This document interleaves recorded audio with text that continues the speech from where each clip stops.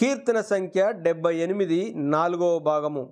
వారి ఎదుట నుండి అన్యజనులను వెళ్ళగొట్టెను, కొలనూలు చేత వారి స్వాస్యమును వారికి పంచి ఇచ్చెను. ఇశ్రాయేలు గోత్రములను వారి గుడారములలో నివసింపజేసెను. అయినను వారు మహోన్నతుడైన దేవుని శోధించి తిరుగుబాటు చేసిరి, ఆయన శాసనముల ననుసరింపకపోయిరి. తమ పితరుల వలె వారు వెనుకకు తిరిగి ద్రోహులైరి. జౌకిచ్చు విల్లు పనికి రాకపోయినట్లు వారు తొలగిపోయిరి.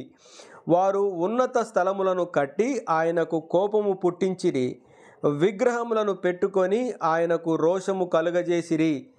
దేవుడు దీని చూచి ఆగ్రహించి ఇశ్రాయేలునందు బహుగా అసహ్యించుకొనెను.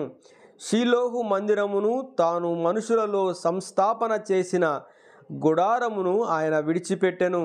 ఆయన తన బలమును చెరకును తన భూషణమైన దానిని విరోధుల చేతికిని అప్పగించెను. తన ప్రజలను ఖడ్గమునకు అప్పగించెను. ఆయన తన స్వాస్యము మీద ఆగ్రహించెను. అగ్ని వారి యవనస్తులను భక్షించెను. వారి కన్యకలకు పెండ్లి పాటలు లేకపోయెను. వారి యాజకులు కత్తిపాలు కాగా వారి విధవరాండ్లు రోదనము చేయకుండిరి. అప్పుడు నిద్ర నుండి మేల్కొను ఒకని వలెను, మధ్యవశుడై ఆర్భటించు పరాక్రమశాలి వలెను ప్రభు మేల్కొనెను. ఆయన తన విరోధులను వెనుకకు తరిమికొట్టెను, నిత్యమైన నింద వారికి కలుగజేసెను. పిమ్మట ఆయన యోసేపు గుడారమును అసహ్యించుకొనెను, ఎఫ్రాయిము గోత్రమును కోరుకొనలేదు. యూదా గోత్రమును తాను ప్రేమించిన సియోను పర్వతమును ఆయన కోరుకొనెను. తాను అంతరిక్షము కట్టినట్లు, తాను భూమిని నిత్యముగా స్థాపించినట్లు ఆయన తన పరిశుద్ధ మందిరమును కట్టించెను.